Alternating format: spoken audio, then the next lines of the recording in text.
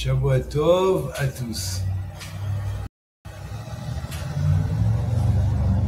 Alors, ce que je vais dire finalement aujourd'hui, enfin ce soir, c'est assez bref.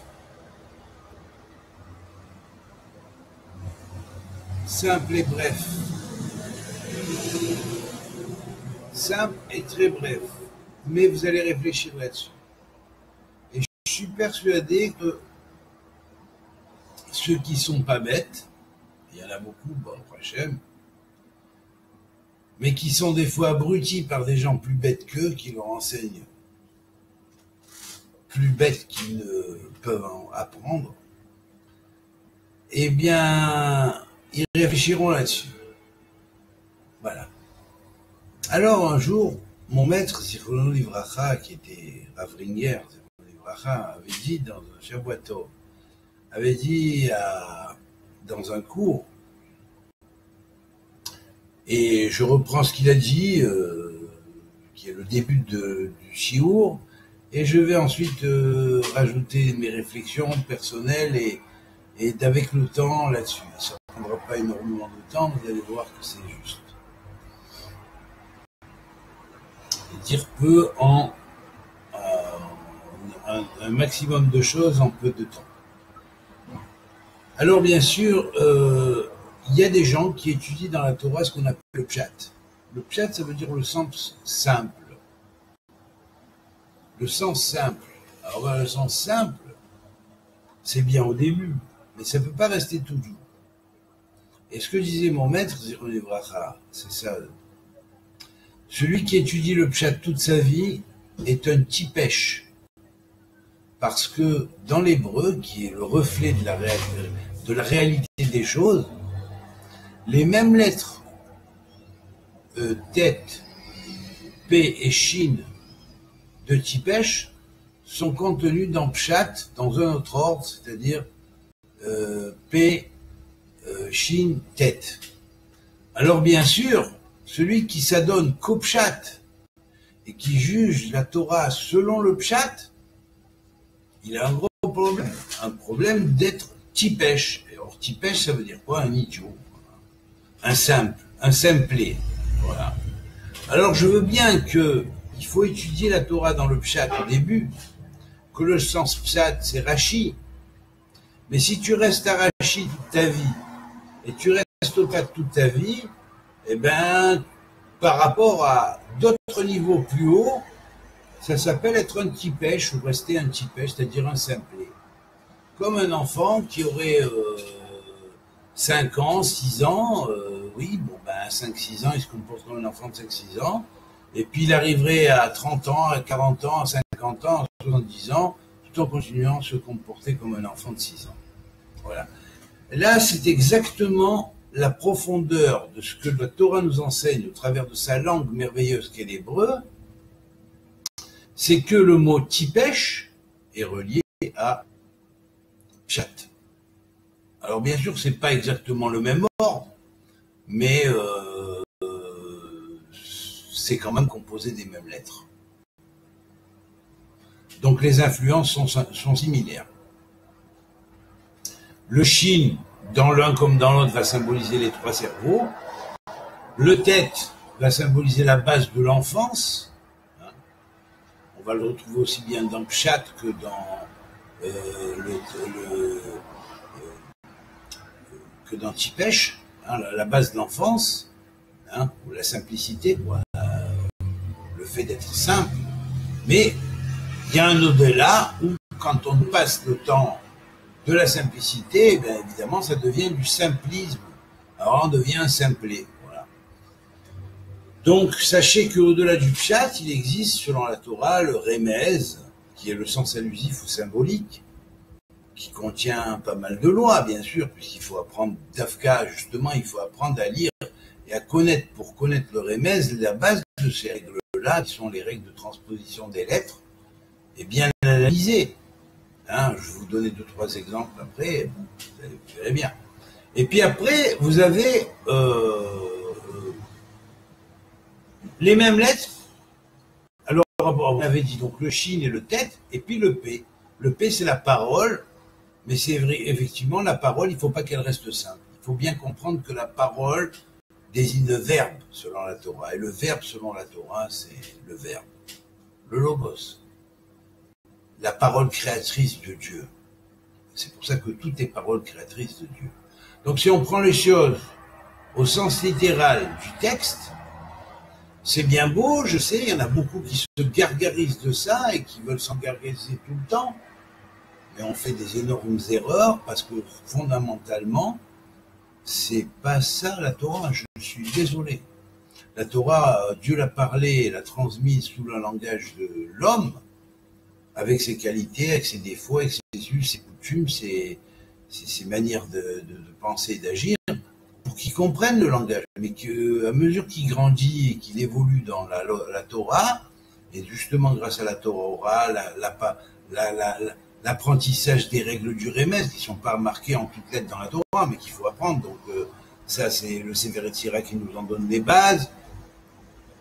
Donc tout cela, bien sûr, si on le creuse, hein, le Rémez, alors on va se rendre compte que les choses qui sont marquées dans la Torah, c'est du symbolique, c'est symbolique. Il ne faut pas prendre tout au pied de la lettre, sinon entre ça et la charia, il n'y a pas une grande différence, sauf que les juifs sont un peu moins cinglés que ceux qui appliquent la charia, grâce à Dieu. Bon, ils ont même les docteurs de la loi les plus simples, les rabbins les plus simples, qui se sont adonnés à l'étude du sens, au sens pratiquement littéral, malgré tout, ils sont pas si bêtes que les abrutis qui ont fondé comment ça s'appelle, les hadiths et qui ont fait avec le Coran une application vraiment au pied de la lettre de choses qui auraient pu être faites au niveau de la Torah. Et d'ailleurs, même au niveau de la Bible lue par les chrétiens au Moyen-Âge, c'était pareil, puisque ça a donné l'Inquisition. Grâce à Dieu, les Juifs n'ont jamais fait d'Inquisition, ils n'ont jamais fait de charia, et grâce à Dieu, ça c'est quand même une des supériorités de la vision juive, même malgré qu'elle s'est affaissée et qu'elle a affaibli dans la connaissance perdue, hein, et qu'il faudrait retrouver ou aller se réalimenter aux sources, hein, mais malgré tout, bon, c'est pas comparable, hein, vous m'excuserez. Bon. Donc en fait, alors déjà, donc le fait de décrypter les choses en hébreu permet de prendre conscience de certaines choses. Donc ne prenez pas la Torah au sens simple, sinon vous deviendrez désimplé. Alors vous pouvez, au début, quand on est un enfant, un gosse de 2 ans, de 5 ans, de 8 ans, dans la Torah, de 5-6 ans, ben je dis, d'accord, mais après quand on dépasse l'âge d'une étude de 4, 5 ans, 6 ans, il faut quand même passer à un autre niveau, hein, parce que sinon vous resterez toute la vie désimplé. Alors désolé de le dire, mais c'est la vérité. Voilà. Alors ça, c'était du Rav Ringer. Maintenant, en continuant, alors là, je vais rajouter une autre permutation, c'est la permutation de Shofet. Shofet veut dire juge.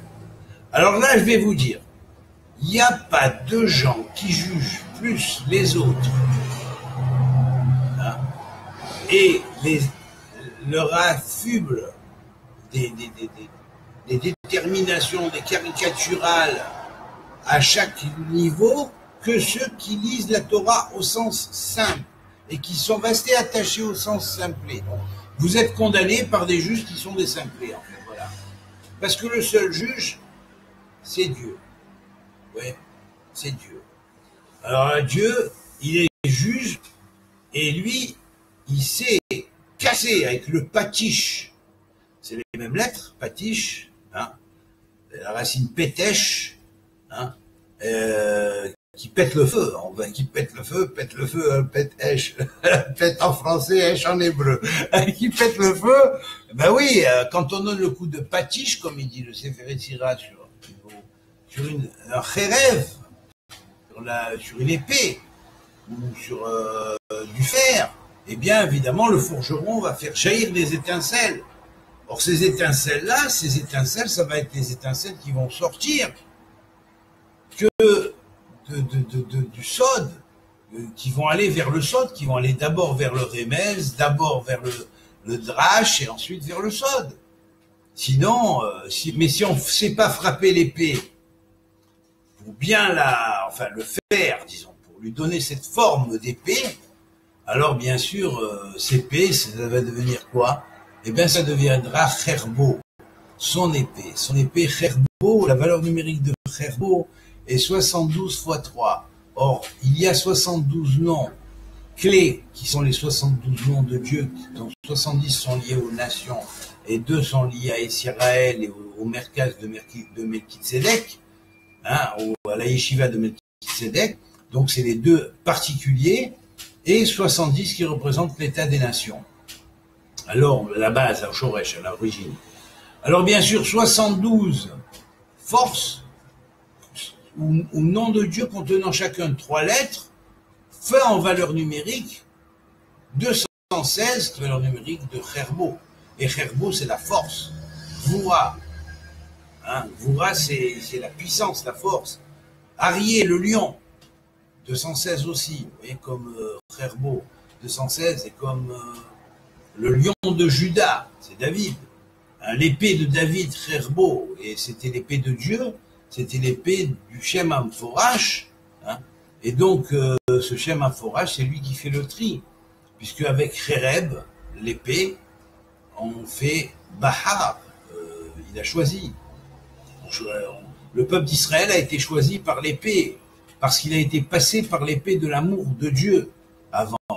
Et c'est parce qu'il a eu ce passage par l'épée de l'amour de Dieu qu'il a été digne d'être le peuple d'Israël, et parce qu'il a été digne d'être le peuple d'Israël, de recevoir la Torah et de la transmettre ensuite aux nations. C'est ça. Alors bien sûr, bonjour Sandrine, bonjour Jude, bonjour Marc, Enat, Simone et Awad Tsipora. Voilà. Donc, et les autres que je vois pas parce qu'il y en a qui sont montés sur la liste des gens qui écoutent. Donc voilà, donc pour vous dire quoi. Alors effectivement, hein, à la base, on dit Tikne lecha chaver. Trouve-toi un copain d'études avec lequel tu vas travailler l'épée, Khereb. Hein, mais l'épée de Dieu. Mais si le Khereb, c'est le copain qui devient un Khereb, c'est un mauvais copain, il va être un Khereb, mais pas l'épée de Dieu, là, il va être l'épée, le faux ami. Alors, Barach, Bet, Resh, Het, c'est les mêmes lettres, éloigne-toi de lui. Rahav, loin. Hein?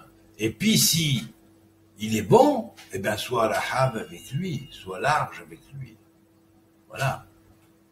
Et là, ce que tu auras à faire, c'est un vrai ami. Donc vous voyez que les lois des permutations, qu'on appelle de base du remez, sont extrêmement importantes pour comprendre la Torah, parce qu'il y a une logique de, comment dirais-je, il y a une logique de succession dans les permutations des lettres, et cette logique correspond parfaitement à la réalité dans la langue hébraïque. Toujours, et pas une seule fois, ça sort du klal. Voilà. Vous avez un exemple avec Ani et Aïn. Le Ani, c'est le jeu, et le Aïn, c'est le néant. Et ben Jean-Paul Sartre, qui s'est écrit un bouquin entier là-dessus, L'être le néant, et ben Aïn, c'est le néant. Et oh, Rachel, bonjour, Refoua chez les mains. Et le Ani, c'est le jeu, c'est le moi. Donc, on est tous pris entre l'être et le néant, effectivement. Mais c'est l'être et le néant de Dieu, de la langue de Dieu, du logos de Dieu, et de là peut sortir la lumière. Voilà.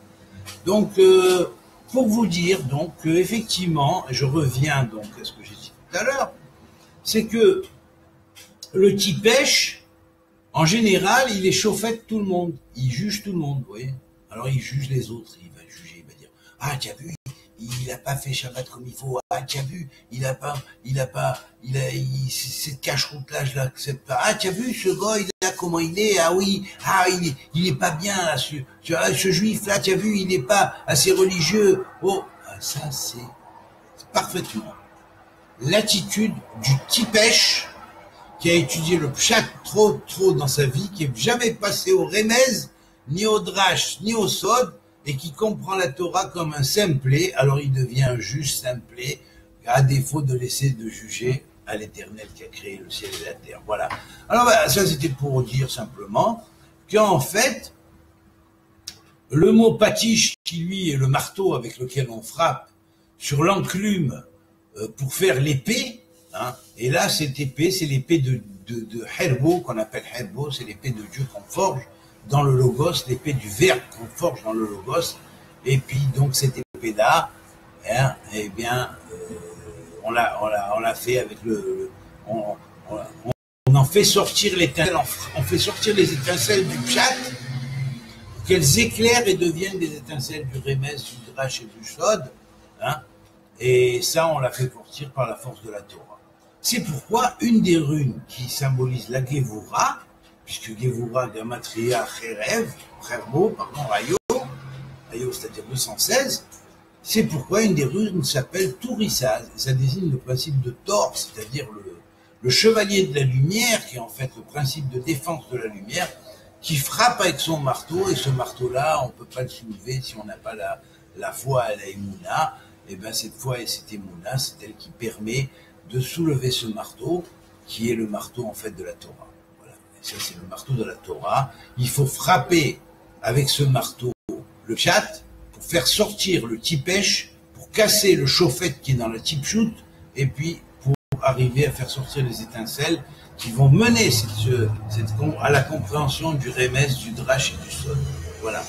Donc, c'est un petit chiour que j'ai fait. La fameuse rune, ou troisième rune appelée Tourissaz dans le Futark, dans son origine, elle est hébreu avant d'être celte, puisqu'elle est issue du livre de la symbolique qui est marquée dans le livre d'Enoch, qui contient un nombre précis de chapitres, et dont chaque chapitre défend une des runes parmi les trois grands cercles de 24 runes, voilà, qui sont formés eux-mêmes de 3 cercles de runes, de 8 runes, et qui forment en fait une novène, c'est-à-dire 9 cercles qu'on va appeler les cœurs des anges, et qui sont 9 x 8, 72, c'est le nom de Dieu, c'est les lettres qu'il y a dans Helbo. Alors vous voyez, la troisième lettre, qui est le Gimel, en fait, qui est dans le Futark, s'appelle Tourissaz, hein. Si on traduit ça en hébreu, Tor, c'est la base de la Torah, la tourterelle, la colombe, qui appelle la tourterelle ou la colombe, et puis Yesh, il y a la force, Roz, la force. Alors s'il y a dedans, dans la Torah, il y a la force de frapper le Yesh avec le patish pour en faire sortir du Pshat, le Rémez, le Drash et le Sod. Alors à ce moment-là, on n'est pas chauffé tout le monde, on laisse Dieu lui juger, parce qu'on comprend qu'on a tout à apprendre et que c'est pas au Pshat qu'il faut s'en tenir, parce que la réalité que la Torah nous enseigne est bien au-delà du Pshat. Voilà, alors j'espère que beaucoup de ceux qui étudient le Pshat et qui sont restés coincés dans le Pshat se décoinceront, hein, de ça, par réflexion, en espérant que ils veulent pas rester Tipesh toute leur vie, hein, quand même. Ils ne vont pas mourir idiots, comme il dit l'autre. Ouais. Bon, donc, voilà. Donc, et puis, deuxièmement, voilà, c'est tout. J'ai fini pour aujourd'hui. Alors, je vous dis à tous une très bonne soirée. Et puis, que Dieu vous bénisse. Et Shavua Tov, Shana Tova. Et que tous vous receviez des bonnes bénédictions pour l'année à venir et qu'on entende des bonnes nouvelles. Amen. Virginie, bonjour. Mons SL, bonjour. Marc, oui. Dvora, bonjour. Ça fait un moment qu'on avait vu. Voilà. Alors à très bientôt. Bonsoir, pardon. Pas bonjour, bonsoir. Ah, salut Colette. Voilà. Bon, écoutez, je clôt là, hein, voilà, parce que j'ai beaucoup de pain sur la planche et beaucoup de travail à faire pour préparer le monde de demain. Donc, je suis occupé et en ce moment beaucoup à écrire et à consigner ce que Hachem veut que je consigne pour tous. Tout, à très bientôt.